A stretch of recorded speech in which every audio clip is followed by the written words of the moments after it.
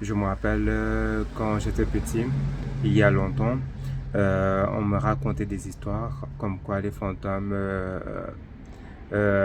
kidnappaient ou prenaient les enfants qui ravageaient.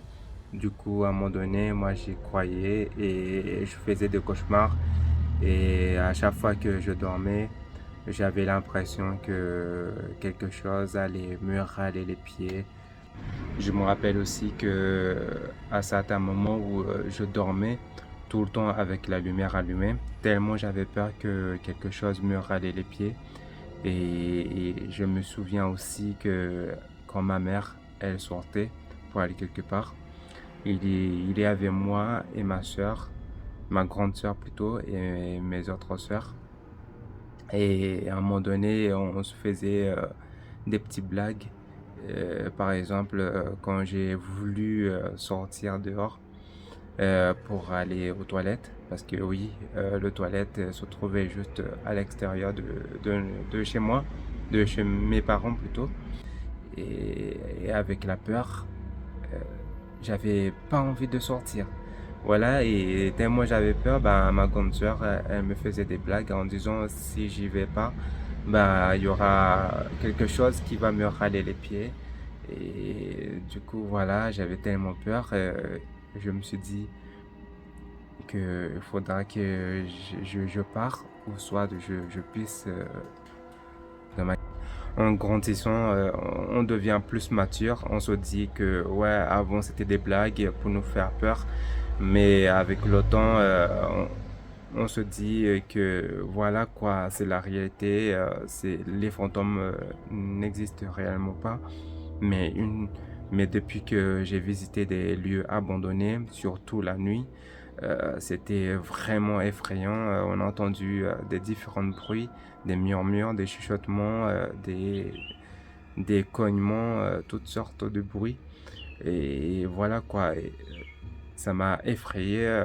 Si vous avez regardé la dernière vidéo du chapitre final que j'ai publié il y a pas longtemps, on a entendu un genre de sifflement ou un bip qui venait de l'autre bâtiment abandonné. Du coup, on a commencé à s'y rendre pour vérifier d'où vient le bruit. On avait du mal à trouver le chemin pour s'y rendre sur les autres bâtiments abandonnés. Mais heureusement, on a pu trouver un chemin. Il y avait beaucoup de végétation qui nous barrait la route. Et voilà, on a commencé à s'y rendre tranquillement. Tout s'est bien passé jusqu'à où on a trouvé un bâtiment avec une grande pièce à l'intérieur. Il y avait des pigeons qui faisaient pas mal de bruit, mais heureusement, ça n'a pas gâché notre tournage. Derrière nous, il y avait une petite escalier qui menait, je crois que c'est le sous-sol ou quelque chose comme ça, qui ressemble à une salle de cinéma ou théâtre. En tout cas, il y avait beaucoup de chaises et aussi des murs arrachés ou cassés. Et du coup, on a commencé à s'y rendre, à faire quelques séances et on a commencé à poser des questions, mais ça nous a choqué. C'était vraiment direct. Dès qu'on a commencé à poser une question, quelques secondes plus tard, on a entendu un gros boom juste à côté de nous, alors qu'il n'y avait personne, vraiment personne. Et ensuite, on a posé une deuxième question pour être sûr que c'est peut-être quelque chose qui a craqué sur les murs. Du coup, une fois qu'on a posé notre deuxième question, quelques secondes plus tard, on a entendu la même chose et un gros boom. Et du coup, ça nous a choqué. Quelques secondes plus tard, euh, je me suis senti vraiment pas bien. J'avais du vertige, j'avais le cœur qui accélérait beaucoup. Pourtant, avant d'arriver dans ce lieu abandonné, j'étais vraiment bien. Je vous jure que j'étais bien. Mais une fois atterri dans ce lieu abandonné, j'étais pas bien. Du coup, à un moment donné, j'ai dit à Tara qu'on devrait sortir de cette pièce-là, tellement j'étais pas bien. Et du coup, on est sorti. Une fois sorti, mon cœur a commencé à se calmer. J'avais plus de vertige. Et du coup, on s'est dirigé à- plutôt, on est resté dans la grande salle. C'était vraiment énorme, cette grande salle. On a commencé à poser des questions. Et à un moment donné, c'était pareil. C'est revenu. Mon cœur a accéléré directement. Le vertige a commencé à surgir. Et aussi, j'ai entendu des pas qui venaient de le petit escalier qui était juste à côté de moi. Et du coup, quand j'ai entendu ça, ma tête s'est commencé à tourner.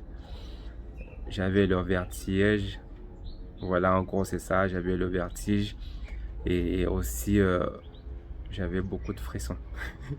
Je vous jure, j'avais des frissons.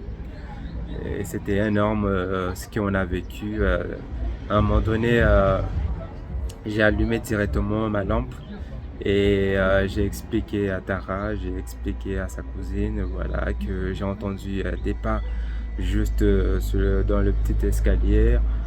Voilà, c'était vraiment effrayant.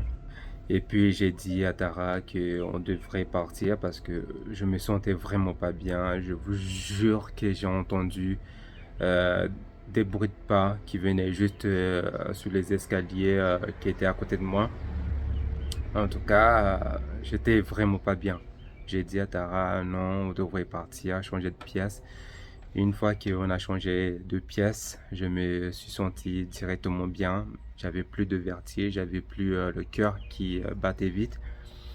Et après, on s'est dirigé dans une petite pièce, il n'y avait rien de suspect. Et ensuite, on est parti dans une autre maison abandonnée. Euh, j'ai entendu quelque chose d'effrayant. Je vous jure, j'ai entendu quelque chose de très effrayant. J'ai entendu la voix d'une dame qui venait juste de l'intérieur de cette maison abandonnée.